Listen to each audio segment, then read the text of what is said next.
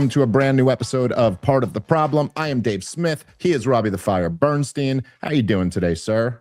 Oh, I'm doing great, Davey Smith. The news is exciting again. You can actually fully criticize Donald Trump without concern that you're in the wrong. So I'm enjoying myself.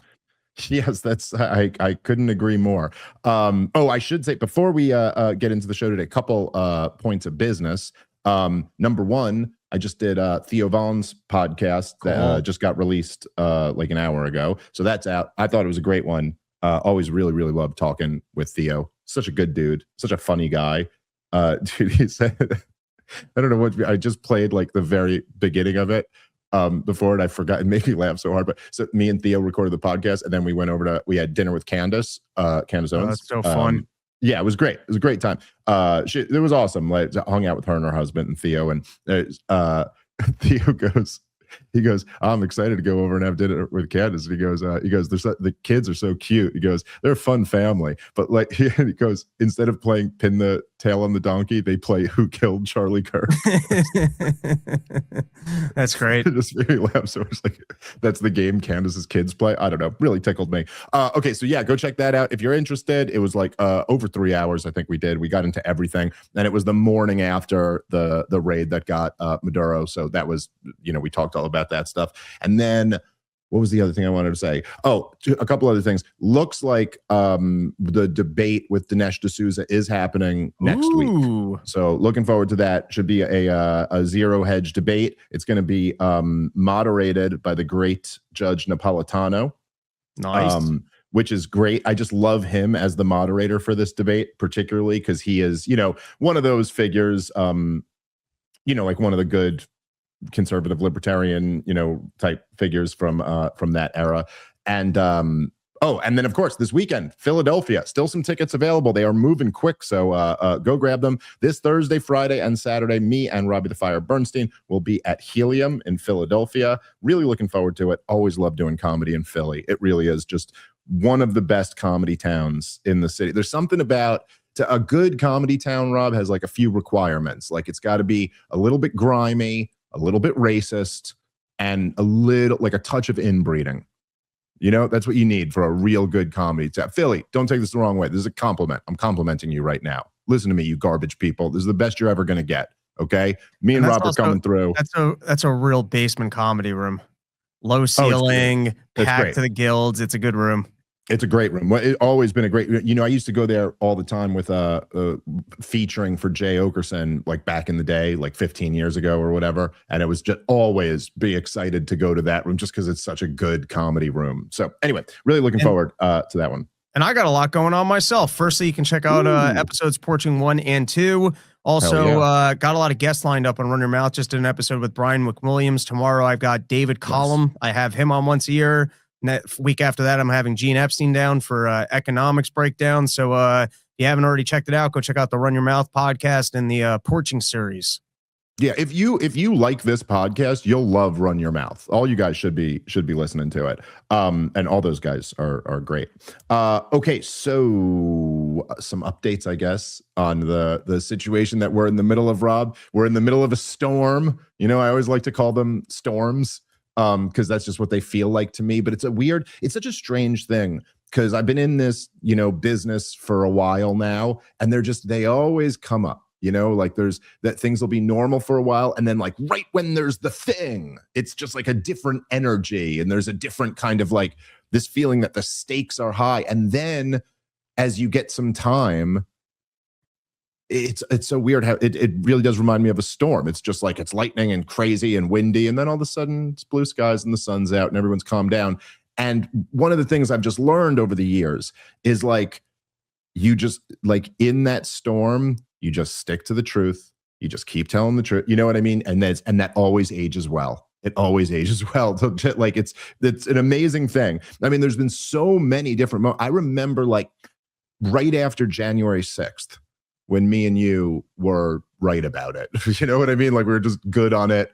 Like now everybody's kind of good on it. Now, if you were saying that January 6th was an insurrection or something like that, that almost sounds ridiculous. But right after it, like the day, there you go. Good call. I didn't even realize we're recording on January 6th. Yeah, it's funny. That really was not even the thought in my head, although maybe somewhere deep down in my subconscious, that's why it came up. But I remember the day, I remember people telling me that I was finished. I had tanked my credibility because I was saying it wasn't an insurrection and it wasn't that big of a deal or anything we should be, like leading a domestic war on terrorism over.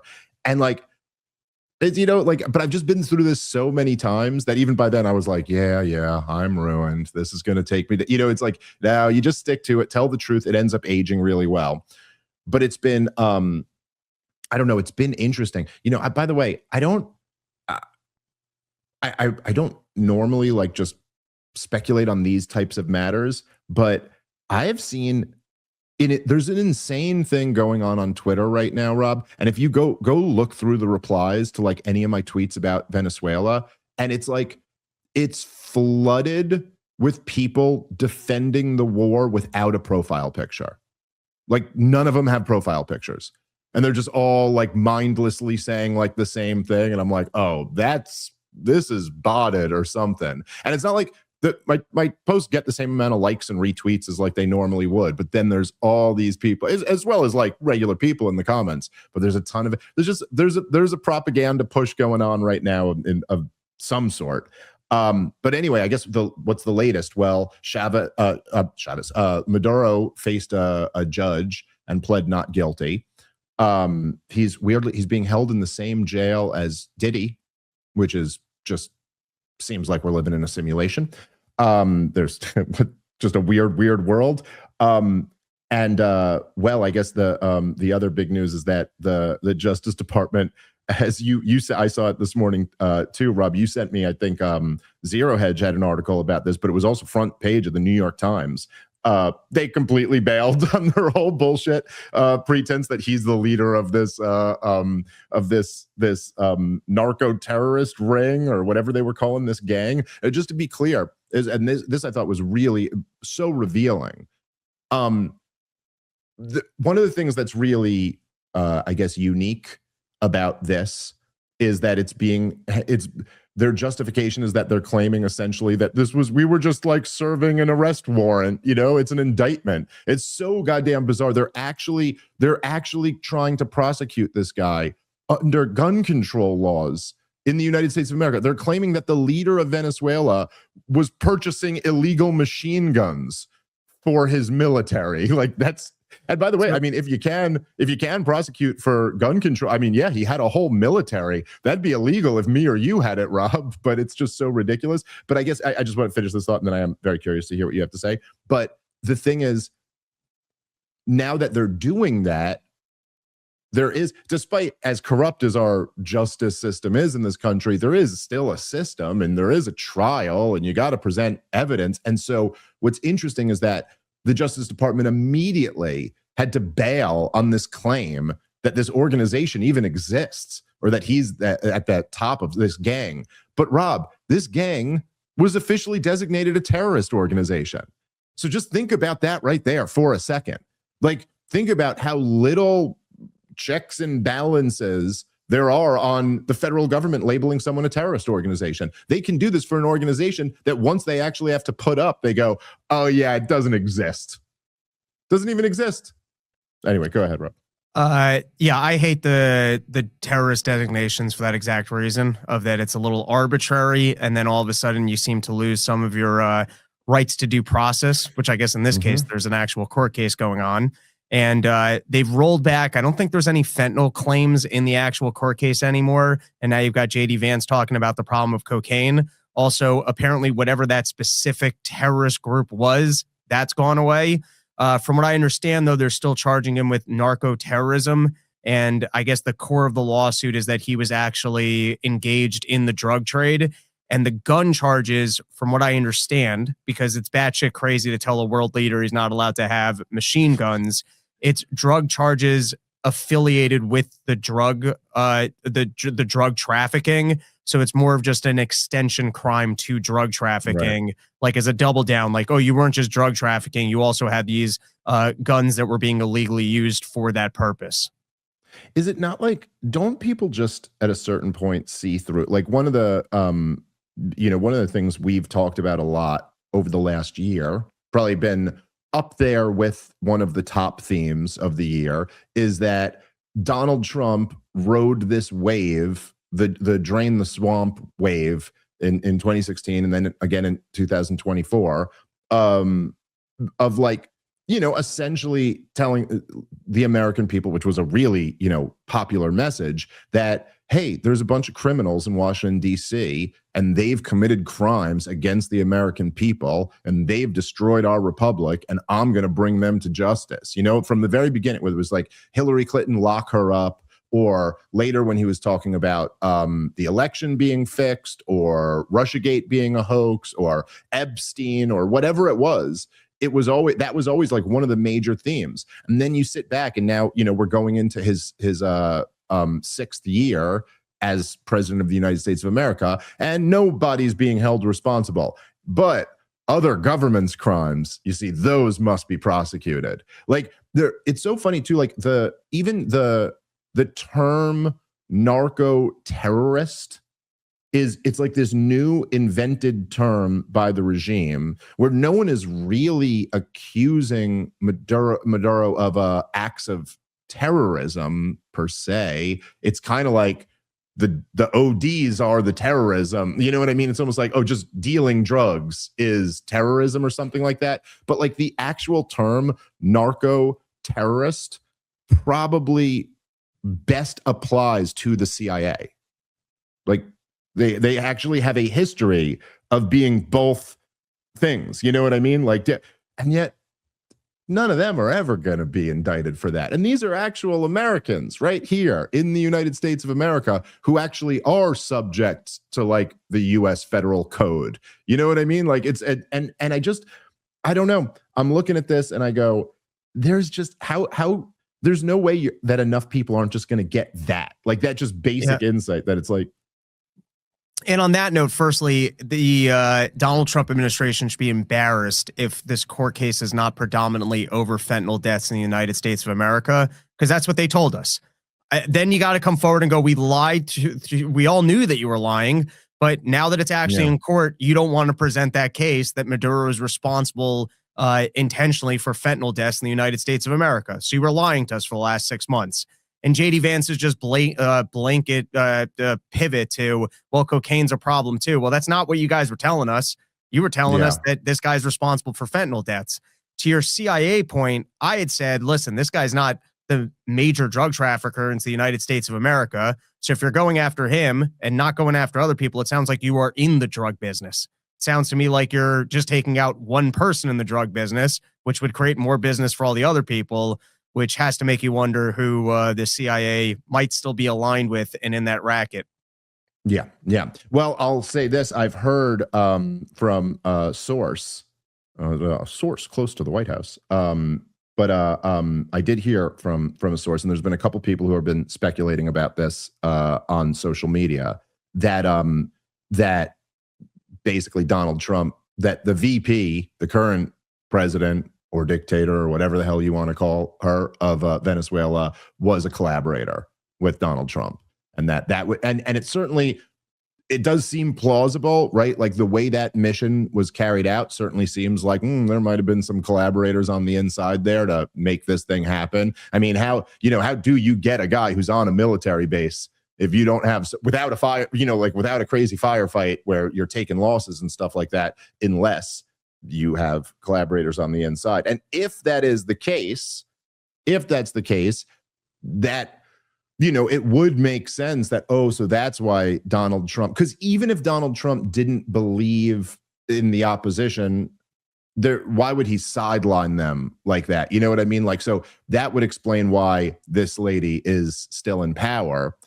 The thing about that is that if it's true, of course, I'm speculating here. I don't know this to be true for sure. But if that's true, that doesn't really guarantee anything either, because you never know what people are going to do. I mean, people can make deals and they can say they're going to do shit, but who knows? Especially if somebody's making a deal that's going to put themselves into political power, it's always quite possible that that was really just what they wanted. And there's been situations like this, we were talking about this a little before the show, but like Fidel Castro made all types of promises to the US regime about what he was going to do when he got into power and then didn't. And the other one that just comes to mind is Ahmed Chalabi, who was the guy who really sold the neocons on the idea of the Iraq war could be really successful, and this is how you do it. If you read David Wormser's, I don't think he mentions Chalabi in the Clean Break memo, but in the companion piece, Coping with Crumbling States, Chalabi's all in there, and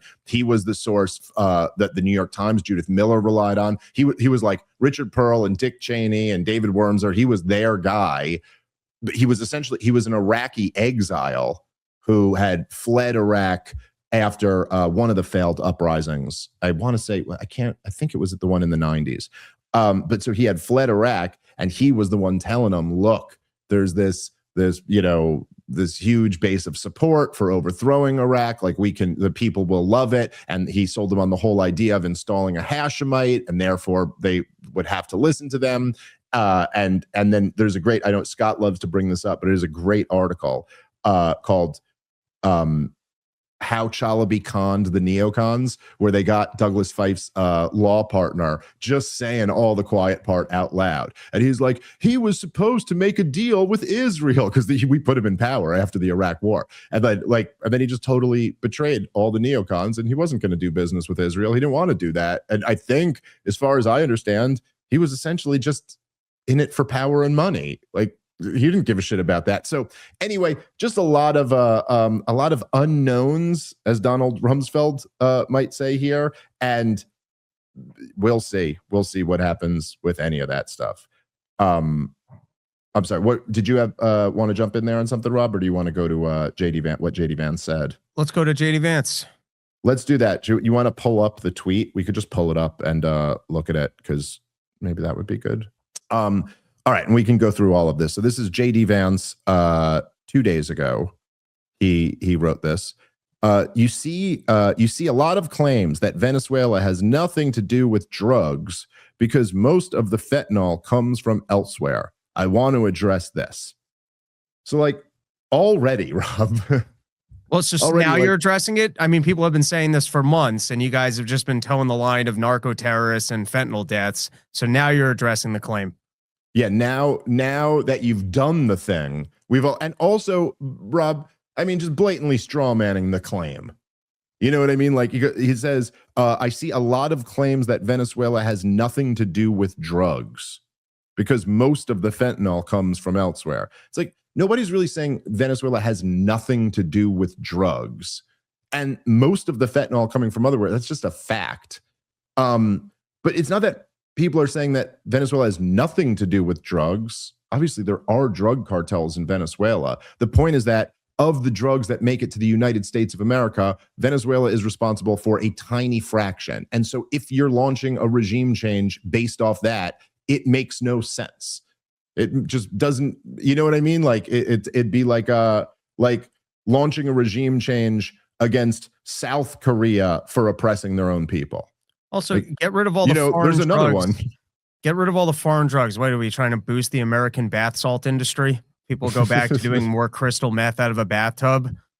Well, look, I will say there actually is a really, really good point to what you're saying there. And if you remember, I know I brought this up on the show before, but it's been a while since I read about this, but it's real interesting if the rat studies, which like really was they use as the justification for the war on drugs. And essentially they did these studies back in the day. I want to say it was like in the 60s. I might be wrong about that, but they basically did these studies where they would give like a rat in a cage, like 2 water bottles, and one was laced with cocaine and one was just regular water. And the rat would take 1 sip of the cocaine, get like a buzz off of it, and then they would just only ingest the cocaine until they killed themselves. And so their takeaway from this study was like, oh my God. And then you could, like, if you were a kid like my age, like in the Just Say No, you remember this was the thinking. It was always like 1 try and you're hooked and you'll do it till you die. And this is why you have to stay away from drugs, because if you try drugs one time, you will be a drug addict. And this, and in fact, if you remember, Rob, there was I don't know if you remember this, but there was when in the 80s, there was this guy, Lenny Bias, I believe his name was, who was supposed to be Jordan. It was like him and Michael Jordan were the two big prospects of that, like 84 and 85 or whatever year they were. And he got drafted by the Celtics, and then he killed himself with drugs. And the story always went that he went out to celebrate getting drafted and tried cocaine for the first time and killed himself. And then years later, all his friends came out and they were like, dude, he was the biggest cokehead ever. Like, it's just not anyway. But so back to the rat story. So then they took this as like, look, that's what it is. It's totally addictive. And once you try it, you're hooked and you'll just do it till you die. And then this one scientist came along and he wanted to add to the study. And he went, well, the thing here is you got like one rat who's isolated and kind of miserable. And so what if that wasn't the case? And he decided to do the study, but instead of just keeping this rat in a cage, what they would do is they made him a much bigger cage, and it had like all types of little mazes and like little things that are fun for rats. And they gave him like food that rats really like. And then they gave him sexual access. Like they'd bring in like chick rats and let him have sex and they just like made his life better, and then put the 2 bottles there. And the rats, they did this over and over and over again, never committed suicide through cocaine. They would take a little bit, go back and drink water. Night. They would have weekends. And there's just, yes. But there's a really interesting insight there that like the drugs aren't really the problem. Like drugs, drug addiction and drug overdoses, they are a symptom of a bigger problem, which is like the despair. That's the real issue. And almost everybody knows this. Just like if you're an adult human being and you've experienced like people who mess up their lives with drugs, it's almost always like, oh, there was major other problems, and then you used these drugs to like numb that pain or whatever, or to escape or whatever it is. But so to your point, it is true that like, look, fentanyl's a little bit of a different story. Because fentanyl, like we were saying yesterday, right? Like fentanyl is being poisoned more than it is like ODing, but we get to that in a second. But the drug issue itself is like, it's not about the drugs. And right wingers and conservative, they get this when it comes to guns, right? Like it's not the gun, it's the person behind the gun who's willing to go take other people's lives. Like that's kind of obvious to right wingers, but it's the same thing with drugs. It's not about the substance itself. It's about the condition that somebody would be in. Like I am of no risk to like getting addicted to heroin and killing myself with it, because like I just got a lot of shit to live for, but like when you don't have all of that, it's a different situation. So anyway, there's that. And then with the fentanyl example, it's like, okay, so the difference there is that you're being poisoned. Like I said yesterday, some 25-year-old just wants to take a Percocet and hang out and have a little buzz, and he doesn't realize he's taking fentanyl that kills him. That's a different thing. That's not like a death of despair. That's somebody who is poisoned. But what's the way to get rid of that, Rob? Like, what's the way to really lock down on that? I mean, sure, you could try to go around and bomb every cartel and topple every government that makes drugs. And then when the next government comes in and there's still people making drugs, try to topple them again and again and again and just have forever wars. Or you could just legalize the drugs. Oh, I thought we were going to say do tariffs so that people could have a factory job. Yeah. Well, that's the other option there. But the thing is, say what you will about legalized drugs, and I know people still have a weird aversion to this, even after like nearly 50 years of just a disastrous failed war on drugs that has been that's done nothing other than give us the world's largest prison population and the most militarized police force in the world.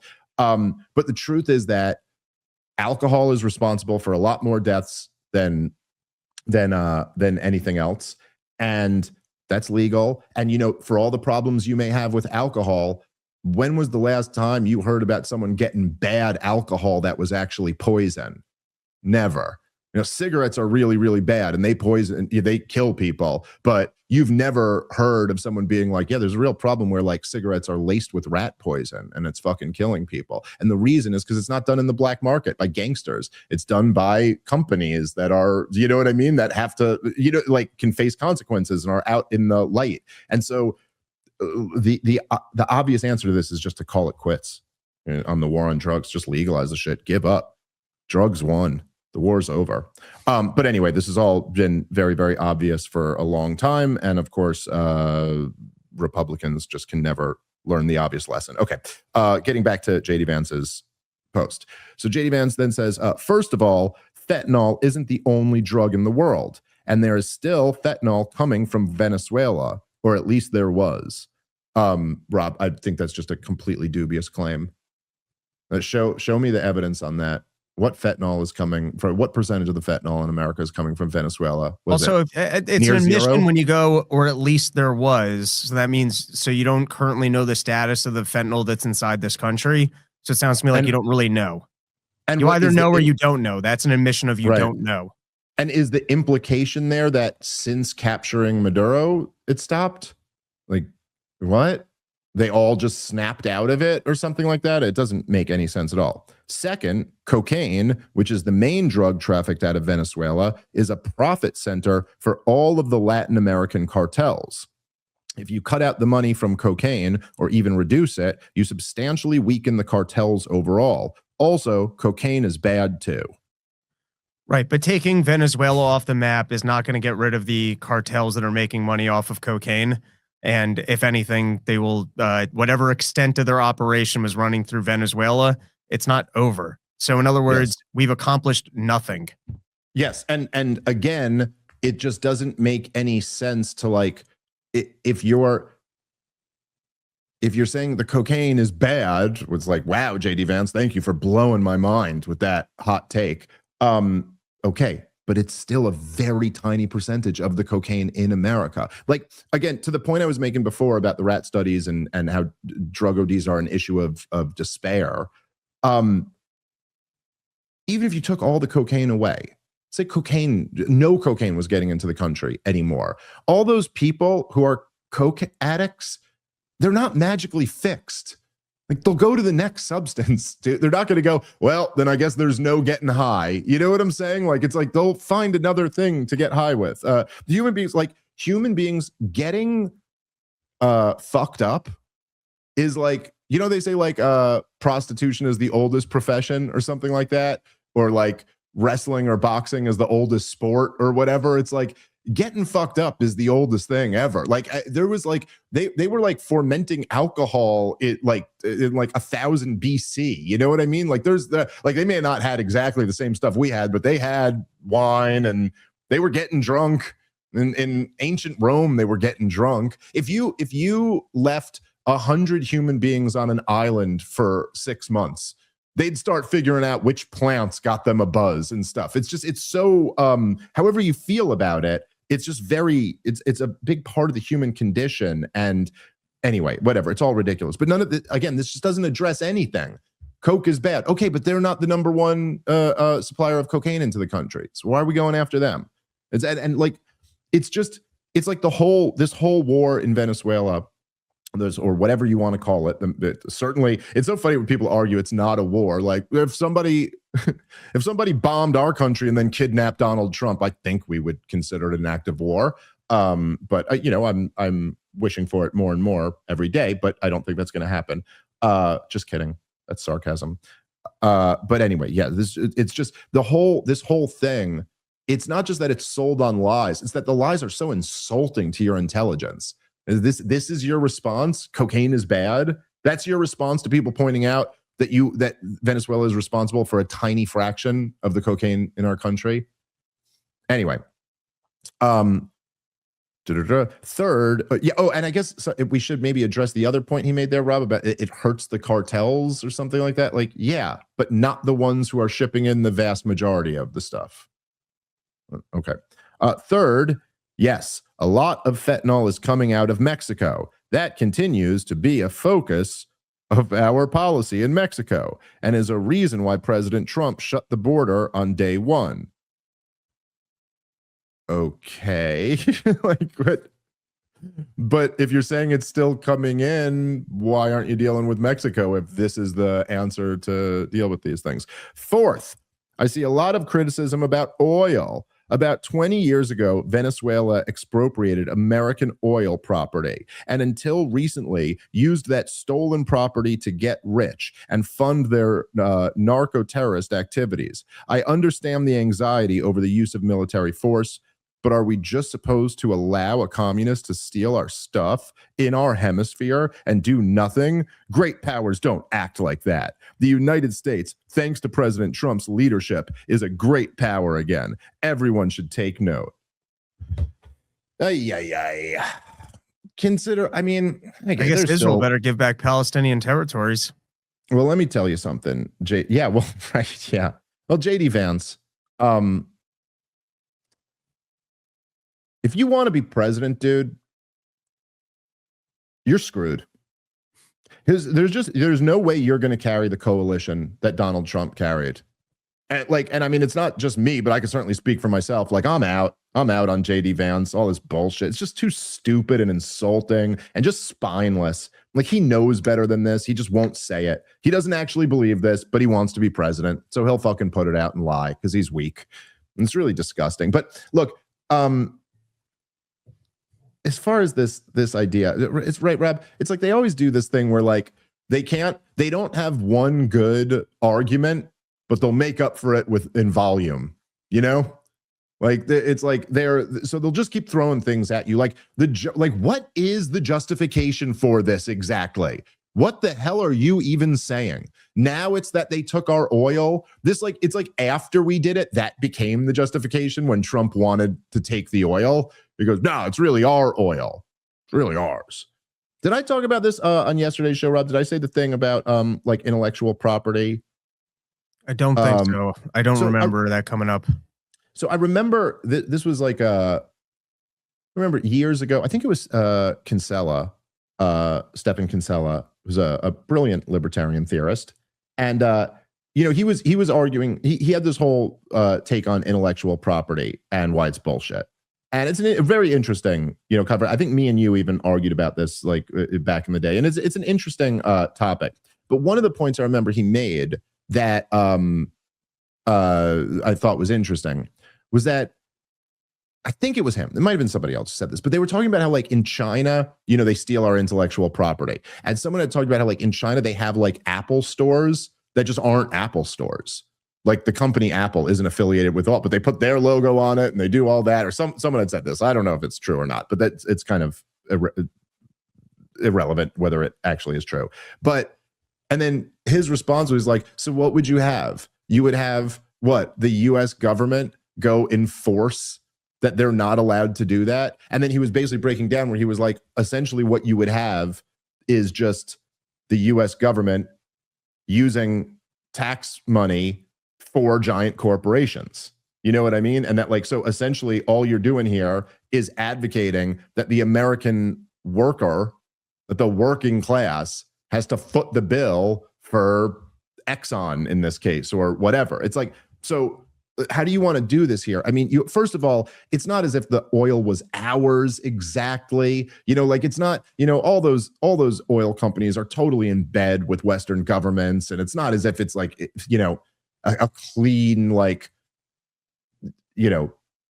voluntary transaction or something like that. It's all kind of complicated, but like you want to be so if we have a choice here where we say, oh, we're the big tough government. So what? We're going to let a communist country take our stuff in our hemisphere, no less. So like, is that the standard now that if any businessman wants to go invest abroad in volatile countries, that the United States government is on the hook to make sure that those that those contracts are fulfilled or that none of your property is seized? Wouldn't it be more reasonable to just tell these companies, buyer beware? You want to go down and you want to invest in some of these volatile Latin American countries? Okay, but just know, you know what I mean? Like this is a risk that you got to factor into that. Yeah, I'm quite comfortable with that. It's so weird, this like the bravado, the machismo stuff that comes along with these dumb wars Yeah, we're not pussies. So what are you actually saying there? So the military, like, is it really what? It's like you guys are in power because you were elected by us, the American people. You guys finance everything you do because you tax us, the American people. Why is it crazy for us to think that you should be loyal to us, the American people? And oh, by the way, that was your whole campaign. That was your whole campaign. So if you're telling me now that you're going to spend my money to go bail out big oil companies because they invested in a country that went communist, fuck that. On that note, I didn't show up to a lot of college, but there was one political science class that I took that was pretty interesting, and I showed up to. And I remember from this class that he talked about that when oil companies invest into other countries, they basically make these deals where they're taking all the money up front because they know that they're not going to stay around forever until the regimes basically throw them out. And so that's priced into the deals, is that it's kind of a cash grab up front. I don't know if that was the situation in Venezuela, but just speaking to, this is ExxonMobil, I think they knew the risk. Or yeah, it was ExxonMobil. I think I said it Chevron. wrong. Yes, I think Chevron was the one that was allowed to stay. Or I think I got that wrong on the last episode. Just another humorous storyline. I don't know if you saw this, but there was reports coming out that the reason why Donald Trump went with the current regime as opposed to that lady who won the Nobel Peace Prize was because she was mad that she stole Donald Trump's prize. And speaking to that theory she was even on Sean Hannity last night, and I guess appealing for the position, said that she was planning on giving the prize to Donald Trump, but was just looking for the opportunity to actually meet Donald Trump to tell him in person. That was always her intention. So she seems to believe it. She seems to believe that that's why he's not supporting her. Now, to run cover for that storyline, this is just an added level of amusement, because obviously I don't think that makes Trump look good if he's making foreign affair decisions off of something as petty as, I deserve this prize, not some other lady. He hasn't accomplished enough in his life. They were saying that no, it was because of CIA intelligence that we were better off with the current regime, and not there would be too much opposition. And Natalie, I don't know if you can pull up the Wall Street Journal article, but I highlighted this one line because I thought it was so funny, that basically after we've been told about how we have to get rid of all the drugs coming into the country and the narco terrorism, there's a line in the Wall Street Journal from our CIA intelligence analyst that in part, the reason why we can't get rid of this regime is because there would be too much opposition from the drug cartels. Yeah, can you make that bigger, Natalie? Yeah, because that really is. I can't read it from here. Maybe you want to read the one line I underlined. I can't. It's just a little too big. The report concluded that Gonzalez, widely seen as the actual winner of the 24 elections against Maduro, and Machado would struggle to gain legitimacy as leaders while facing.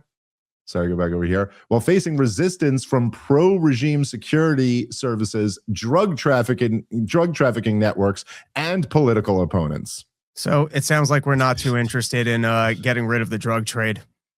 Or the regime, for that matter, right? So, I mean, just think about the goddamn lies that this thing has been sold off of. Just like all the wars, man, like all of them. And, you know, people can sit here and like kind of try to give us shit for opposing every last one of these things. But sorry, dude, your government's lying through their fucking teeth to you. Have a little bit of dignity and oppose it. Be a goddamn grown-up. It's not about the drugs. We're not getting rid of the drug cartels, and we're not getting rid of the regime, at least according to this report. And so all your, it's amazing, man. It's amazing how quickly people hoist these mission accomplished banners. Like, they've learned goddamn nothing, man. Nothing from 25 years of this shit. Like, you've just watched it over and over again. And they're right away, it's the 12-day war. We've completely decimated their nuclear program all by ourselves. We didn't even need America. Okay. Actually, we do need America. But now we've completely decimated their system and there's no more nuclear threat. Actually, they're rebuilding their nuclear program. Actually, it's like they're, and so you sit here and day one, it's just like the people celebrating it. We're literally saying, Rob, I talked about this on the show yesterday, but they were literally going, we just got $17 trillion worth of oil and liberated an entire people. And you're like, no, you didn't. None of that happened. None of that. Somebody goes, it was Matt Walsh just pathetically defending this thing. And he goes, you can't compare this to any other disastrous war. It only lasted 90 minutes. And you're like, yeah, well, the war in Iraq only lasted 90 minutes after the first 90 minutes. Like, what the hell does that mean, dude? Like, what are you talking about? I mean, like, maybe Donald Trump doesn't do anything else here and just walks away. You know what I mean? But that's not what he's saying.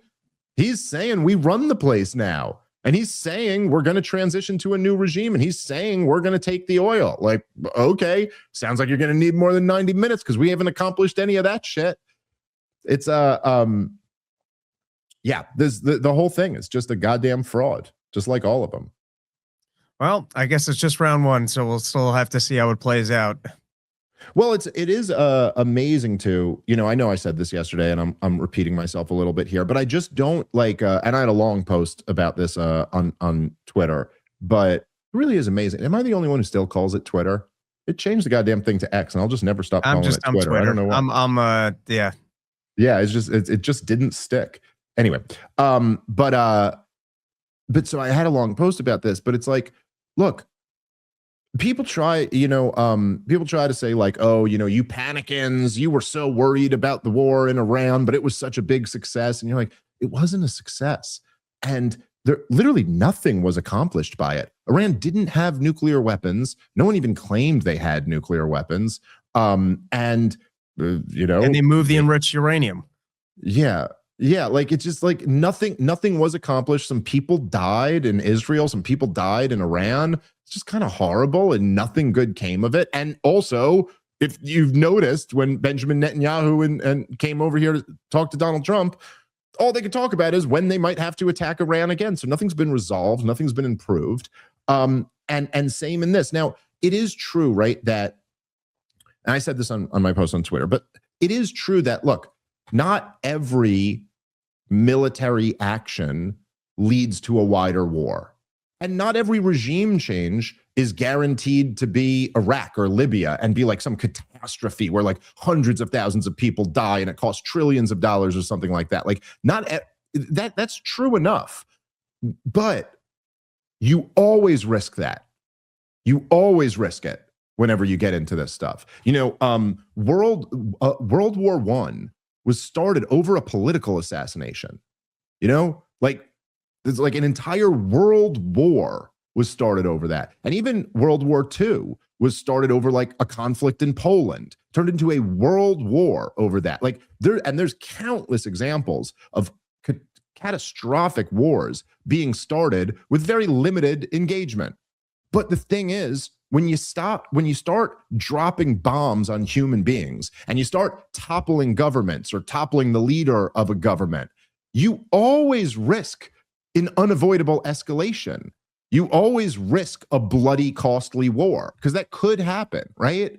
And like even in the Iran situation, as we pointed out all the time, like there was a huge, you really can't deny this. There was a huge element of the 12-day war that relied on the Iranian response. There is no military expert in the world who will tell you that the Iranians do not have the ability to kill Americans in the region. Everybody knows they have missiles that can hit American bases, which are all over that place. There's all types of American bases in the Middle East, all over the place. But they didn't. Now, obviously, that was for, the sake of self-preservation, but we were relying on them to do that because in the middle of that 12-day war, after we dropped the bunker busters, what if they just take out a couple hundred Americans? What do you Donald Trump would have no choice. It would essentially be an unavoidable escalation at that point because what's he going to do? He's not going to walk away after that. And so with all of these things, you take a risk when you do this, that this could turn into a bloody, costly war. And the fact that any American is not concerned with that, like, it's just wild to me. I mean, like, what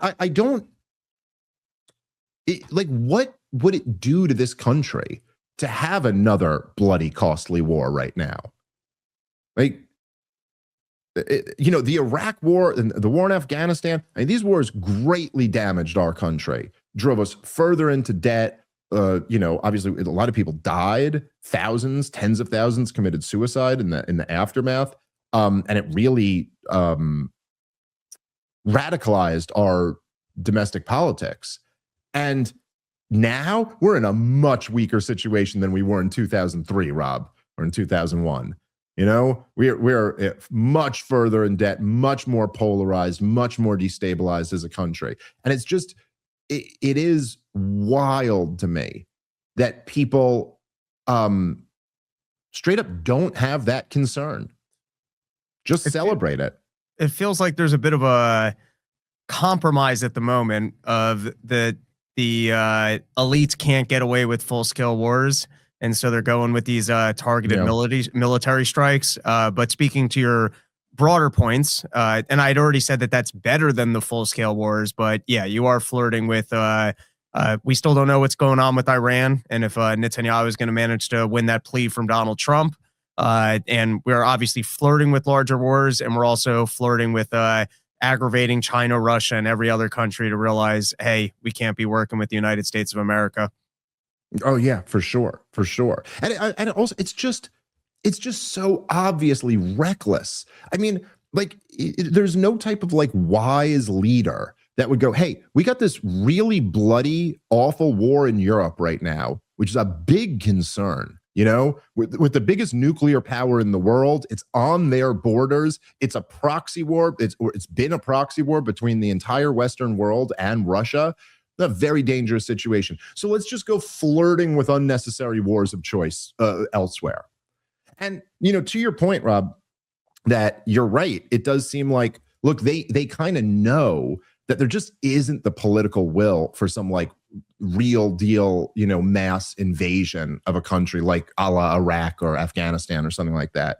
But what's amazing to me, and I felt this way, I said this about the war with Iran, and I think it's probably even more so the case in Venezuela, or at least in the same ballpark as much the case, that it's amazing how like the lack of a propaganda rollout. And I think part of that's because they don't have the propaganda apparatus anymore. But like when they, if you think about like, okay, the propaganda against the Taliban was essentially like they did 9/11, which, look, all these things are lies, but like they did 9/11, or they, this is where the 9/11 attack was launched from, or something like that. So we have to go to Afghanistan. Iraq was weapons of mass destruction. He was part of 9/11. He's in bed with the terrorists. Libya was like, he's about to go genocidal, was their claim, that he was about to kill 700,000 people. Gaddafi, who had ruled over the country for decades, for whatever reason, had lost his mind and was about to go genocidal. With Bashar al-Assad, it was he's using chemical weapons and killing hundreds of thousands of his own citizens. Again, I'm not saying any of this is true. I'm just saying this is like the level. And then like you get to Iran and they're enriching up to 60%. And you're like, wait, that's what you got? That's the like unbelievable thing that we just can't idly sit by and watch. And then with Venezuela, it's like some drugs come in like that. Since when has that ever been the justification for launching a goddamn war? Like, you're not talking about a country that's attacked you or even attacked someone else. And like, really, Rob, like, what are they saying about Maduro here? It's not even like they're going, he's the next Adolf Hitler. He was going to conquer this other country. He was going to genocide this group of people. He was going to attack us. No one's even claiming any of that. It's like he was friendly with the drug cartels. By the way, on that topic, because we did talk a little bit about drugs themselves, isn't it so funny too that like,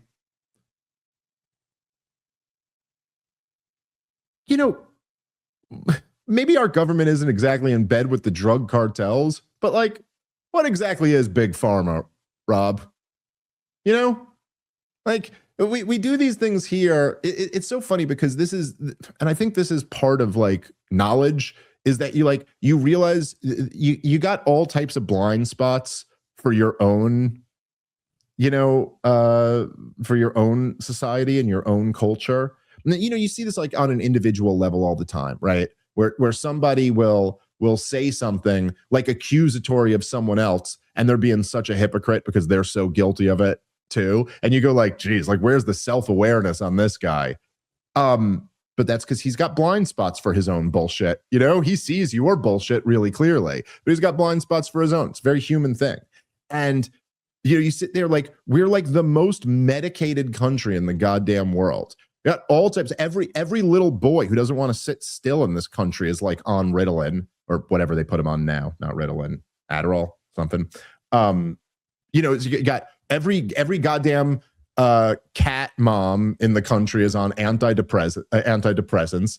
Like half the country's on SSRIs. It's like, what? He's in bed with the drug cartels, and that's why we got to go kill him. Like, I don't know. It's all so goddamn ridiculous. Keep the cocaine out and protect the Adderall business. Yeah, right. Exactly. Our troops are defending poppy fields in Afghanistan, but now we have to go overthrow Venezuela over cocaine. Like, what the fuck are we talking about here, man? Come on, man. Come on. You people are not this stupid. You're not this stupid to fall for this shit. And again, look, let me say, look, did you see there was there was some poll where they were or not a poll, but they were like measuring like Google searches, and they were showing how like basically the day after the Venezuela thing there was a lot of Google searches, and then it like all fell off after that because like no one really cares. No one really is like for this. Even there's like there's the war party and their spokespeople, which turn out to be a lot of right-wing influencers. By the way, the right-wing influencer slop over this has really just been disgusting. Has been even last. I ended the podcast talking about this yesterday. I guess I could end it again talking about it today. But I saw like a whole bunch of accounts, including that fucking guy who looked. We just talked about who. What's his name? Nick Shirley, I think, the guy who did the Minnesota fraud thing, who does seem like he may have ruined Tim Waltz, so we owe him a debt of on that one. But dude, posting Nick Shirley posting look at the Venezuelans celebrating. Like this isn't even from this year, dude. Like what do you do? You know, Elon Musk shared a thing. A whole bunch of them haven't deleted it, even though they're like everybody's telling them like this is not footage from that. And like I don't know, man. There's something I give a lot of credit to Megyn Kelly. She had a really great segment on this where she was like, yo, this is the thing. She goes, I turn on Fox News and it's just everybody's cheerleading. Like there's not one critical voice, just everyone there. And like it is, I don't know. It's such a disservice. It's like not a strong enough word. It's such a betrayal of your responsibilities as anybody who's got a platform, as anybody who's got an audience and is in the world of talking about this shit, for like when there's something like this to just become a regime cheerleader. Like you're just there to cheer on the regime, even though like they very clearly just launched an illegal war of aggression sold on lies. It's just so obvious. But you're going to sit there and just cheerlead this on and then use fake footage to like try to make some type of point. Anyway, the whole thing is just, I don't know. It's goddamn sickening. Sickening if you ask me. Anyway, I was going somewhere with that, but I lost my train of thought on it. Anyway, I guess we could here, why don't we got a few minutes left. Why don't we go to Pam Bondi? She got to the bottom of the Epstein thing, so let's see where she is on this. Let's check in with our Attorney General. And that is Pam Bondi. Madam Attorney General, great to have you. Let's talk about something called Article 2. Let's talk a little bit about the law, the charges, and let's go through those people, those critics that don't like the fact that Donald Trump did this and say he did not have the authority or he needed to go to Congress. You say what? Sean, this was well within the president's Article 2 powers. It was a law enforcement function to arrest indicted individuals in Venezuela. Our military pulled off a flawless execution of that. It was amazing. And Sean, America and the Western Hemisphere is safer tonight. All right, so pause it here for a second. Wife are charged. So this lady, most famous for covering up for pedophiles, is lying through her fucking teeth. And most people who cover up for pedophiles don't have an issue with lying. I'm just saying, like, usually, like on the moral checklist, usually by the time you get to covering up pedophilia, you're way past being comfortable not telling the truth. Also, it requires a lot of lying to cover up for pedophilia. So this pedophile enabler is out of her goddamn mind. She knows this is such bullshit. It's the entire case rests on what? He wasn't the leader of another nation. This wasn't a sovereign nation. He's just a criminal who we used the military to go arrest, like we normally do, right? Totally normal. Just an indictment.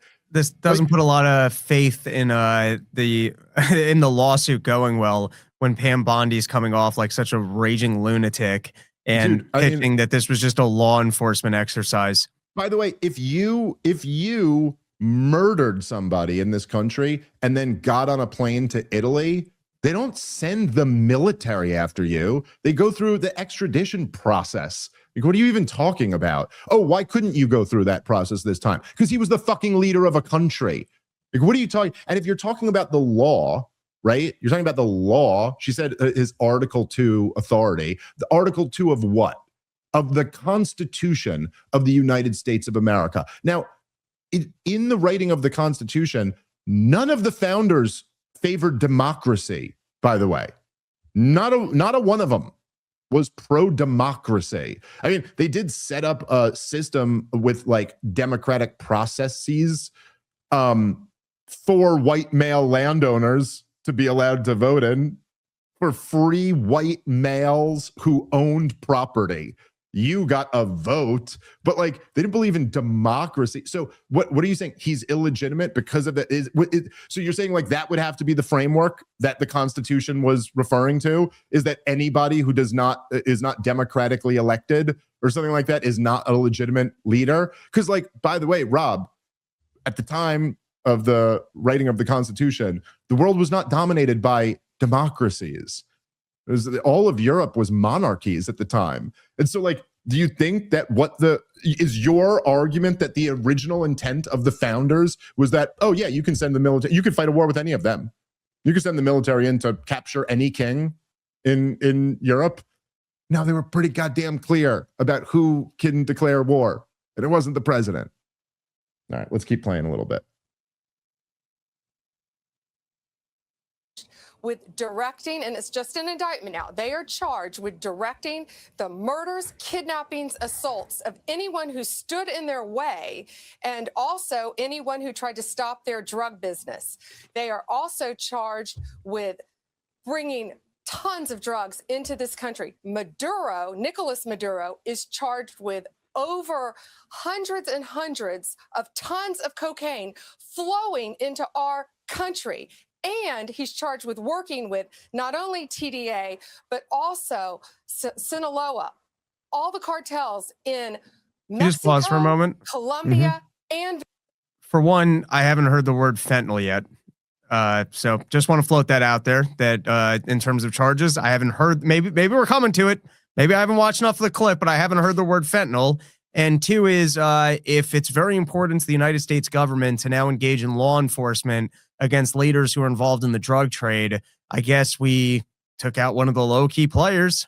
I guess we're looking at a lot more law enforcement operations on our hands. Yeah. No, very good point. Yeah, let's keep playing. Venezuela. And what that means, Sean, is we know that this monster released countless defendants, prisons, insane asylums into our country. It's not just about drugs. The president saved thousands, countless lives tonight, countless lives with the drug trade. But he also protected Americans from the TDA members who Maduro let into our country, forced into our country, opened his jails, opened the... Man, this woman is just so full of shit. And again, dude, look, I'm not trying to be a dick, but like, you guys, you just can't support this administration anymore. They're just so, they just think you're so stupid, man. Like, you're not this dumb. So, you're not this dumb. For her to say, listen, just think about the argument she's making here, right? Is that Maduro opened his prisons and I guess it implied here is that then directed them to flood into America, like this was some type of like covert operation, which benefits him how? By the way, leave aside the fact that there's never been a shred of evidence produced that this is real. They've never demonstrated this at all. They just keep asserting that it's the case. But if that's the case, then to turn around and go, Donald Trump just saved you from all of those people. Well, what? Where's the logic in that? If another country is flooding criminals into our country, the answer isn't we send the military in there to topple the government. The answer is you secure your goddamn border, which is the only good thing Donald Trump's done. Now, if you're saying he's protecting you from these people, that would look like deporting all of them, which he has not done. So like, no, that's none of this is protecting you. If those people got in, they already got in under Biden's wide open border, and Donald Trump has not been deporting nearly enough people to undo the immigration that came in during Joe Biden. So like, this is just, I don't know. This is just like shit. Like for you, it's like when Karl Rove used to get on Fox News on this very same program on Sean Hannity, which like the theme of Sean Hannity is just like, we're relying on you to be really fucking stupid. Like that is the whole thing. Karl Rove used to go on, and I remember this like in like 2006, or like around that time, 2004, 2005, the years when they were trying to build up the war drums to go into Iran. And he would say right into the camera that Iran is the #1 state sponsor of terrorism. And we cannot live with that in a post 9/11 world. And you know, he's just relying on the fact that Sean Hannity's viewers don't know a Sunni from a Shiite. Like that, he's just relying on the fact that you think they're all Turkistan people and they're terrorists. And so I just told you 9/11, #1 sponsor of terror. What does that sound like to you, right? So like, he never technically claimed that Iran was in on 9/11. You know what I mean? But like, he clearly relied on you inferring that from what he was saying. But the truth is that for anyone who knows the first thing about the region is that Iran's at war with those guys. They're sworn enemies of each other, right? So like, it's just, it's all so ridiculous. But it's that. It's the same thing as that. She's just relying on you not even sitting there and like thinking it through and going, wait, but that doesn't make any goddamn sense now, does it? Yeah, I love the claim of Donald Trump has made you safer because this guy was pouring criminals in. Well, you guys have been in charge for a year. So is he still doing it? And is that no longer the policy of that government to do this? And how many deaths have occurred because of criminals that have come over from Venezuela? I mean, how many people are we talking about? And how many lives are being saved? And also, if they're here, yeah, wouldn't the quicker route to saving Americans be deporting them? Yeah. Yeah, I would think so. I would think that would be the really obvious answer here, right? And again, it's like I said, like all these problems can be like the problems with the drug trade, at like all the things they're talking about. It's like secure the border and legalize drugs. Solves all these problems. So instead of that, we're flirting with a war. And again, as we said before, look, I don't think this is going to be another Iraq. I don't think this is going to be another Libya. That's my guess right now. It could be. It's not impossible. A lot of that depends on what Trump does next. You know, I'm presuming that Donald Trump doesn't actually mean the retarded things that he's saying, right? Like that's what you have to presume with Donald Trump, because if he did mean the things, it would be too goddamn insane. Like if he really did mean that we're running the place, then we'd have to militarily occupy the place to do that.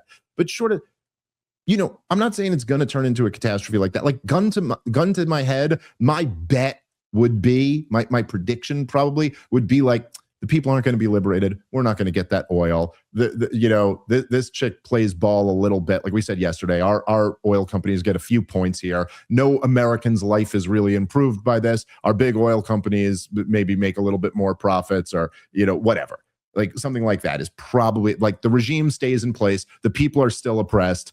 Like nothing major was accomplished here, but it doesn't turn into a catastrophe.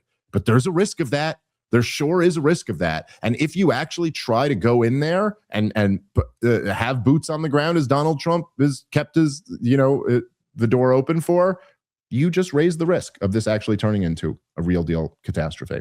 All right, we got to wrap up there. Guys, this weekend, come see us in Philadelphia, Helium Comedy Club. Looking forward to it. ComicDaveSmith.com for all those ticket links. Go check out Rob's other show, Run Your Mouth. Go watch his new series, Porchin'. And we'll see you guys soon.